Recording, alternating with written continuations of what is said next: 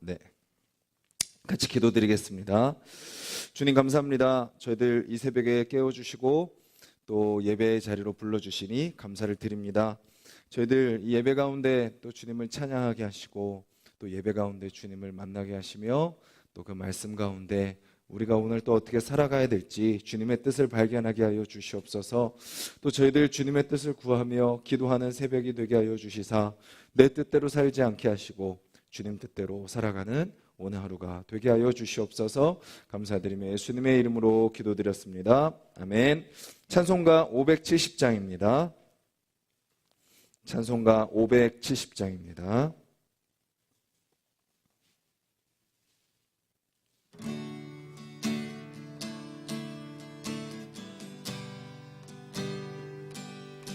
주는 나를 기르시는 목자요, 나는 주님의 귀한 어린 양.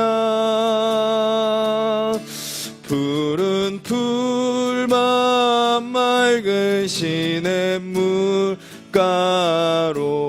나를 늘 인도하여 주신다. 주는 나의 좋은 목자, 나는 그의 어린 양. 저를 따라 꼴을 먹여주시니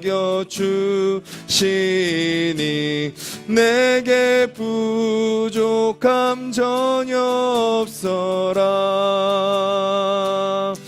예쁜 새들 노래하는 아침과 노을 비끼는 고운 황혼에 사랑하는 나의 목자 음성이 나를 언제나 불러주신다. 주는 나의 좋은 목자, 나는 그의 어린 양. 저를 따라 꼴을 먹여주시니 내게 부족함 전혀 없어라. 못된 짐승 나를 해치 못하고 거친 비바람 삼지 못하리.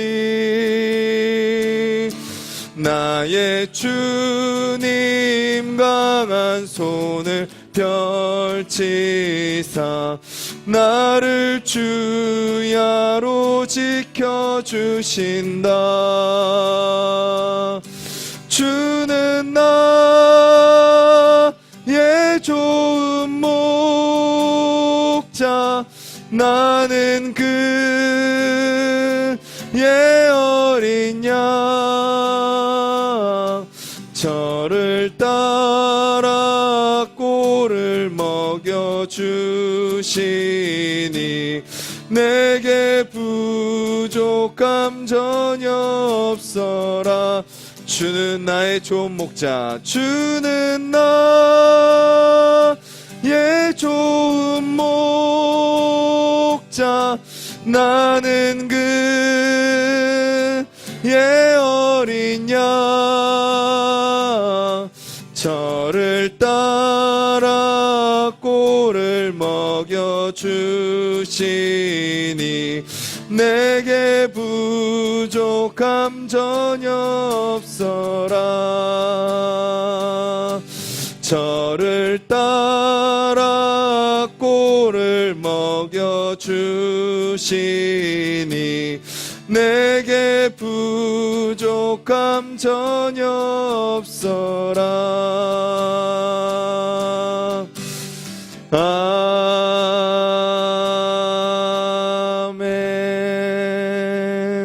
같이 한번 가사를 기억하면서 기도하겠습니다. 주님이 우리 인생의 목자 되십니다. 주님이 우리를 인도하십니다.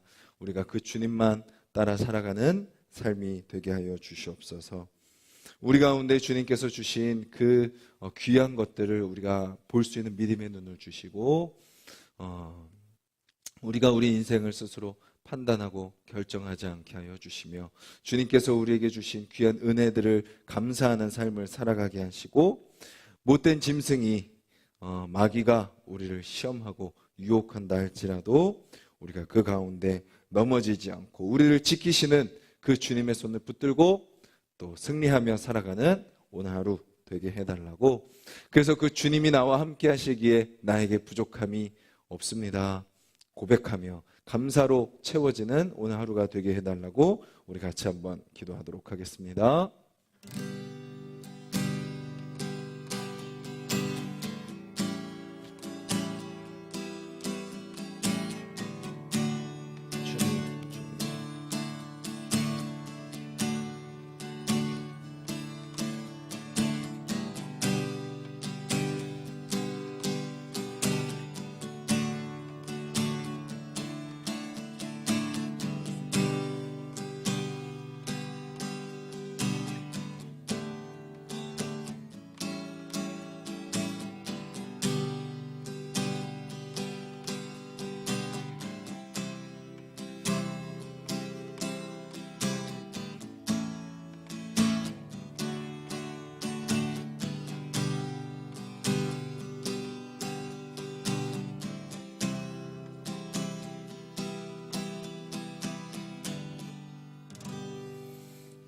주님, 저희들 찬양으로 고백한 것처럼 주님께서 우리의 인생의 목자가 되어주십니다.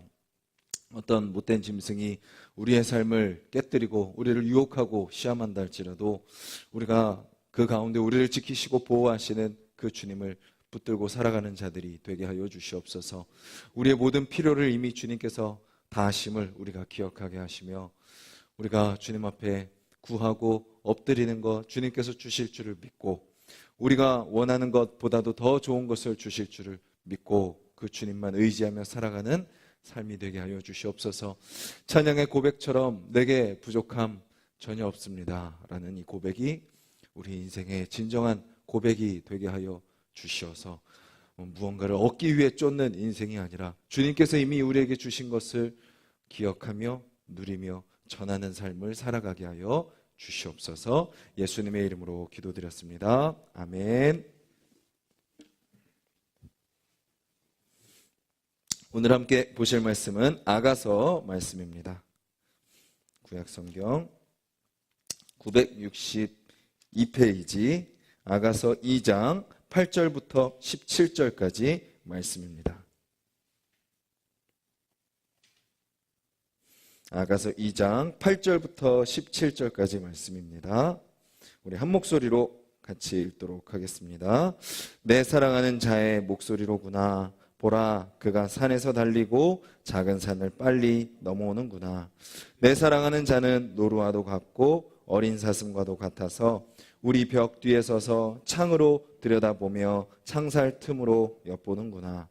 나의 사랑하는 자가 내게 말하여 이르기를 나의 사랑, 내 어여쁜 자야, 일어나서 함께 가자.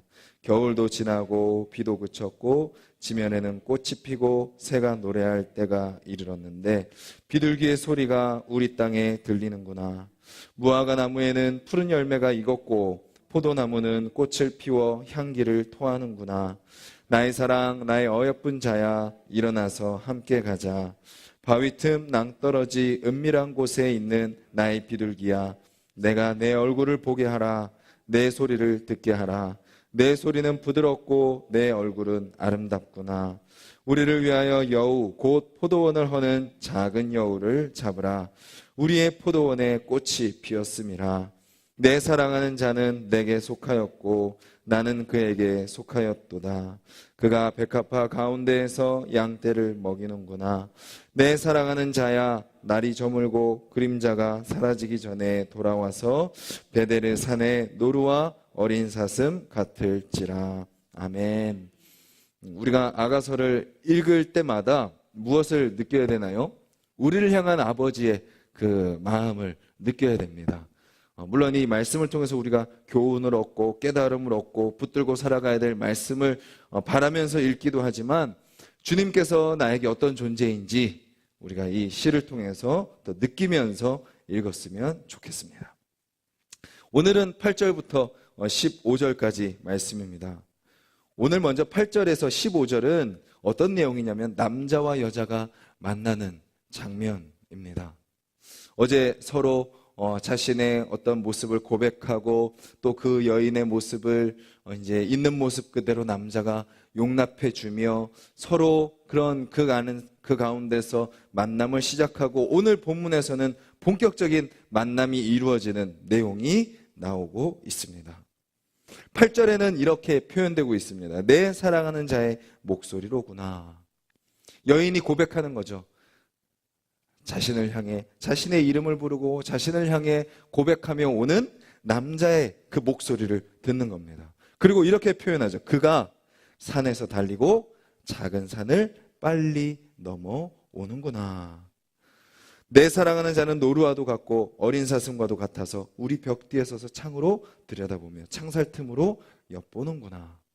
무엇을 느끼는 거예요? 나를 향해 산과 작은 언덕을 넘어서 뛰어오고 달려오는 남자의 모습을 여자가 바라보고 있는 것이죠. 자신을 향해 오는 남자의 그 모습이 어떤가요? 빨리 뛰어오고 어떤 장애물이라도 넘어서 오는 모습을 보고 있는 것입니다. 흔히 이제 남자와 여자가 이제 막 교제를 시작할 때 남자가 여자에게 늘 하는 것이 무엇인가요? 내가 당신을 이만큼 사랑합니다. 라는 것을 어떻게든 보여주려고 남자는 노력을 하죠. 그래서 이제 뭐 하늘에 별이라도 따다 주겠습니다. 막 이런 되도 않는 그런 막 이게 이야기를 하면서 여자의 마음을 살려고 합니다. 그 남자의 마음은 어쨌든 어떤 마음이에요? 어떤 어려움과 어떤 장애물이 있어도 내가 당신을 사랑하겠습니다. 라고 표현하고자 하는 거죠. 오늘 여인이 자기를 향해 오는 그 남자의 모습을 통해서 그것을 느끼는 겁니다. 이 남자가 어떤 장애물이 있어도 어떤 산이 있고 어떤 작은 산이 있어도 그것을 극복하고 나를 향해 뛰어서 넘어오는구나 라는 것을 느끼는 거죠. 그리고 9절은 이렇게 표현합니다. 나를 지켜보고 있는 남자의 모습이죠. 어떤 눈빛이에요? 사랑의 눈빛으로 기다리면서 나를 바라보고 있는 그런 남자의 모습을 고백하고 있습니다. 오늘 여기 보면 엿보다 그리고 벽 뒤에 서서 창으로 들여다보다 라는 그 보다라는 그 단어가요. 이사야 14장 16절에도 동일하게 쓰이는 것을 볼 수 있습니다. 거기는 어떤 의미로 쓰여지고 있냐면 자세히 생각하며 본다라는 것입니다.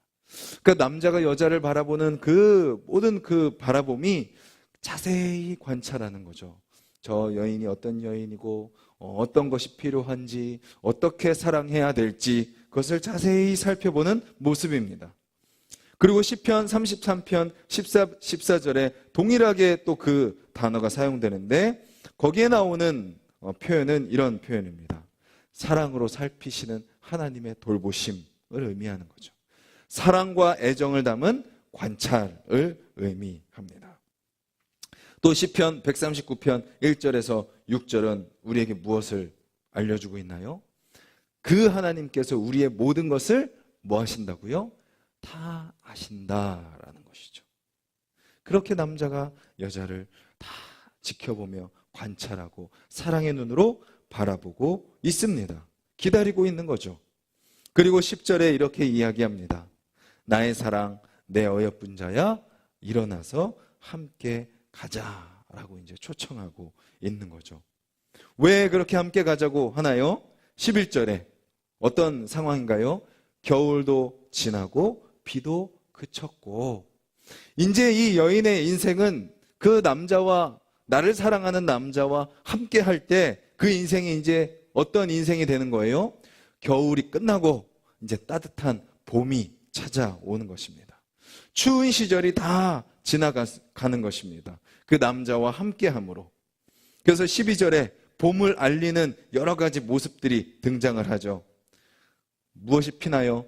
꽃이 피고 새가 노래하고 누구 소리가 들려요? 비둘기 소리가 들리는 거죠. 꽃과 노래 다 이렇게 다시 새롭게 모든 것이 피어나는 봄을 상징합니다. 그리고 비둘기는 우리가 노아의 방주에서 무엇을 알게 되죠? 이 땅이 심판이 끝나고 모든 것이 다 회복되는 때, 비둘기가 돌아와서 그것을 알려주는 때, 그리고 마지막으로 비둘기를 내보냈을 때 돌아오지 않는 것을 보면서 이제 물이 다 내려갔구나, 이제 다시 땅이 돌아왔구나라는 것을 알려주는 것이 비둘기입니다. 이제 추운 겨울이 가고 비가 그치고 이제 봄이 왔다라는 거죠. 남자와 함께하는 삶이 그 모든 것을 이제 회복시켜준다라는 것을 알려주고 있습니다. 즉 8절에서 12절까지는 먼저 우리에게 무엇을 알려주나요?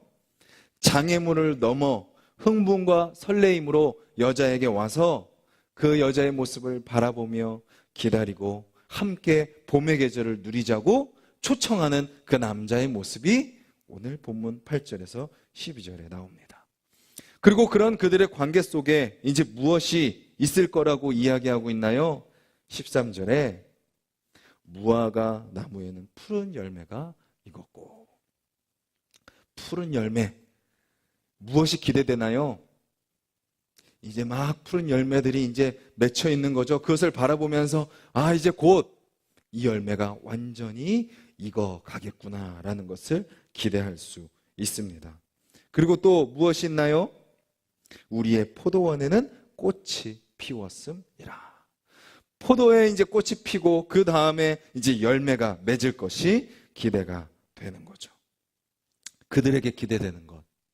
비록 그 여인의 인생은 겨울 같았고 비가 내렸고 추웠고 힘든 그런 시기였지만, 나를 사랑하는 그 남자가 그 어떤 장애물을 다 넘고 나에게 사랑하는 마음으로 간절한 열망으로 나에게 와서 나와 함께하는 그 삶 속에 이제 추운 겨울이 가고 이제 열매가 기대되는 삶으로 나아가고 있다라는 거죠. 그리고 또 14절에 또 이렇게 이야기합니다.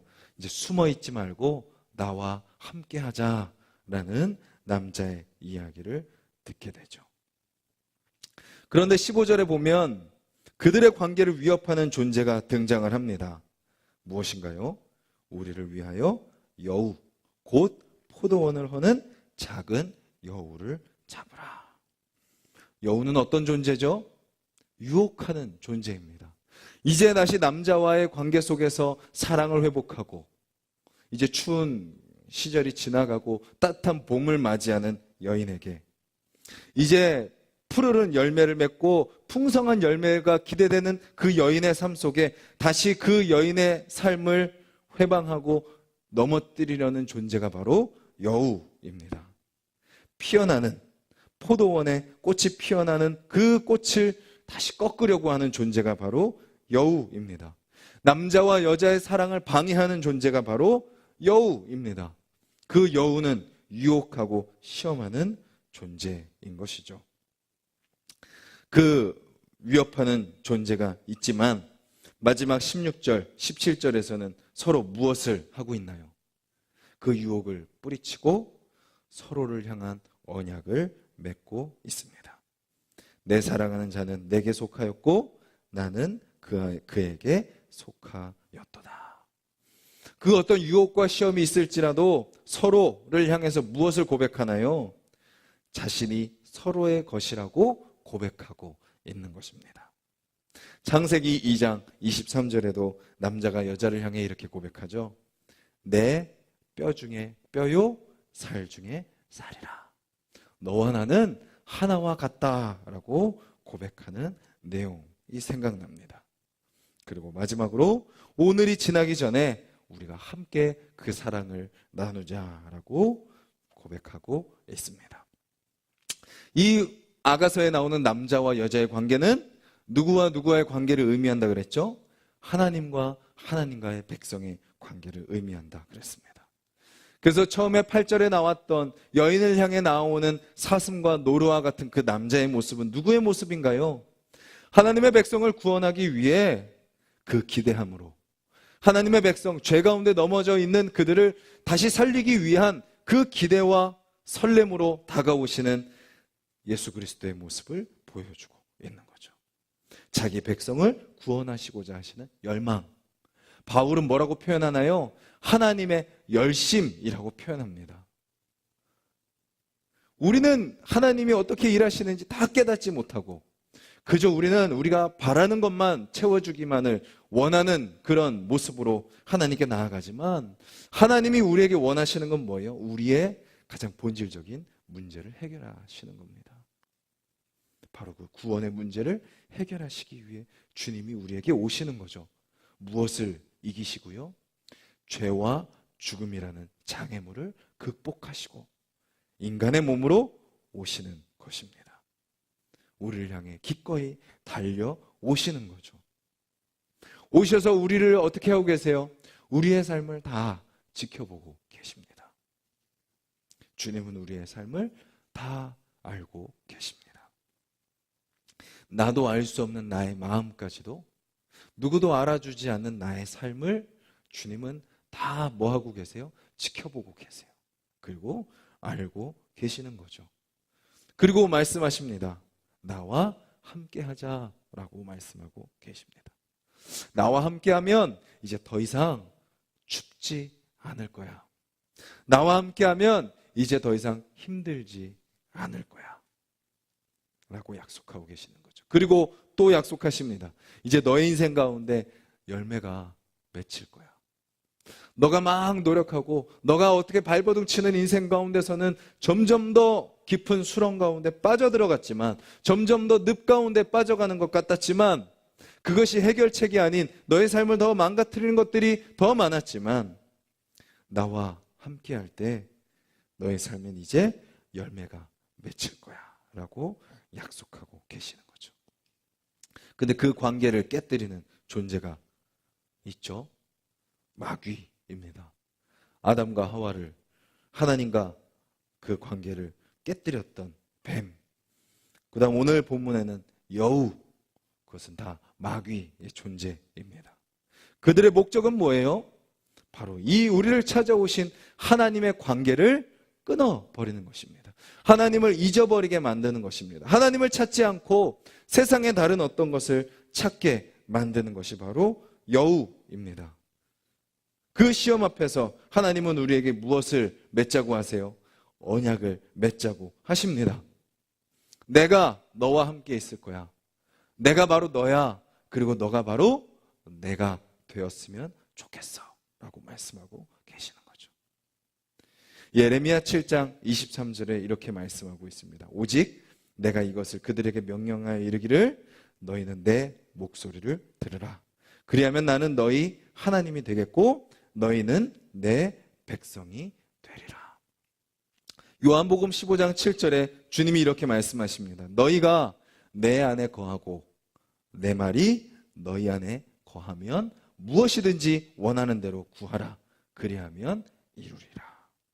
그리고 바울은 갈라디아서 2장 20절에서 이렇게 이야기합니다. 내가 그리스도와 함께 십자가에 못 박혔나니 그런즉 이제는 내가 사는 것이 아니요 오직 내 안에 그리스도께서 사시는 것이라.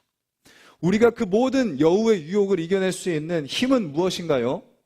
내가 말씀을 많이 읽었으니까? 내가 대적 기도를 잘하니까? 내가 교회를 열심히 다니니까? 그것도 다 맞지만 본질적인 해답은 무엇인가요? 내 안에 누가 계시니까? 신랑 되신 주님이 계시니까. 내 안에 그 주님의 말씀이 있기 때문에, 지금 나와 함께 하시는 그 주님을 내가 붙들기 때문에 그 주님이 나의 모든 것을 책임져 주신다는 것을 알고 주님께 나의 모든 삶을 맡겼기에 그렇게 살 때 그 어떤 여우가 찾아와도 우리는 나와 하나님과의 관계를 깨뜨릴 수 없다라는 것입니다. 주님이 우리를 향해 오십니다. 우리는 늘 문제와 현실 가운데서 또 주님을 잊고 살지만 그런 우리를 향해 주님은 또 오십니다. 그 모든 장애물들 다 걷어내시고 우리를 향해 설렘과 기대함으로 사슴과 노루처럼 뛰어서 오십니다. 그리고 우리의 모든 것을 다 아시고 함께하자고 하시며 나와 함께할 때 너 인생 가운데 더 이상 추위는 없어. 따뜻한 봄이 오고 열매가 맺힐 거야 라고 이야기합니다. 시험이 있을지라도 주님과 더욱더 하나됨의 언약을 맺음으로 우리는 그 주님이 주시는 복을 누리며 살아갈 수 있다라는 것이죠. 우리의 마음은 또 연약하고 흔들립니다.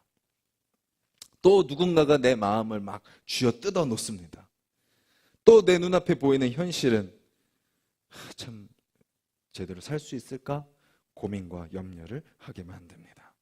근데 오늘 아가서에 나오는 그 여인을 향한 남자의 그 모습, 바로 우리를 향한 아버지의 모습임을 기억하셨으면 좋겠고, 16절의 고백처럼 내가 주님 안에 속했고 주님이 내 안에 계시기에 내가 오늘 주님이 그런 연약하고 부족한 나의 인생이지만 그런 나의 삶 가운데 열매를 맺혀 주실 것을 기대하며 살아가게 해달라고 기도하시고 오늘 하루 그 열매를 맛보고 그 열매를 누리는 우리의 삶이 되기를 주님의 이름으로 간절히 소망합니다. 우리 같이 말씀을 기억하면서 함께 기도하기를 원합니다. 보잘것없고 참 미약하고 연약한 우리의 모습을 있는 모습 그대로 품어주시고 우리를 향해 달려오시는 그 주님, 우리 인생의 모든 추위를 이제 다 걷어내시고 따뜻한 봄을 허락하여 주시는 그 주님, 열매가 없는 앙상한 가지와 같은 삶에서 풍성한 열매를 맺게 하시는 그 주님, 우리 힘으로 살 수 없음을 고백하며 내가 주님 안에 거하고 주님이 내 안에 거하시기에 우리 인생 가운데 오늘도 내가 상상하지 못한 열매를 맺어주실 그 주님을 기대합니다. 입술을 통하여 열매를 맺어주시고 나의 행동을 통하여 열매를 맺어주시며 그 열매가 교회 안에서 뿐만 아니라 세상 속에서 풍성한 열매, 가정 속에서 풍성한 열매 맺게 하여 주시옵소서. 주님이 주신 것 누리며 살아가고 그것을 전하는 삶을 살게 해달라고 기도하시고 또 우리 교회가 그렇게 우리 가운데 함께 하시는 그 주님을 의지하며 나아가는 교회 되게 해달라고 기도하시고 우리 각자의 기도 제목을 놓고 기도하도록 하겠습니다. 주님 감사합니다.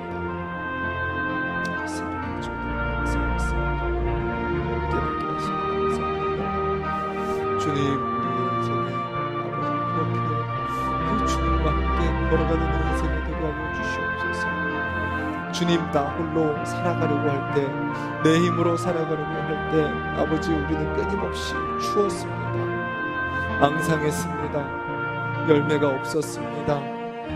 아버지 하지만 주님 나를 향하여 아버지 그 모든 장애물을 이기시고 달려오시는 주님, 나의 모든 것을 다 지켜보시고 아시는 그 주님, 그 주님 안에 나의 모든 삶을 맡길 때 아버지 주여 더 이상 춥지 않습니다. 주님, 더 이상 앙상하지 않습니다. 푸른 잎사귀가 아버지 주여 맺히며 풍성한 열매가 아버지 맺힙니다. 주님, 새벽을 깨우는 우리 모든 성도님들의 삶이 아버지 주여 그렇게 오늘 하루 아버지 주님 안에 따뜻한 봄을 누리게 하여 주시옵소서. 주님, 풍성한 열매가 맺히게 하여 주시옵소서. 말 한마디, 행동 하나하나 아버지 우리의 생각과 우리의 삶의 모습 속에 주님, 우리 힘으로는 도저히 맺을 수 없는 그 놀라운 풍성한 열매들이 새벽을 깨우시는 우리 성도님들의 삶 속에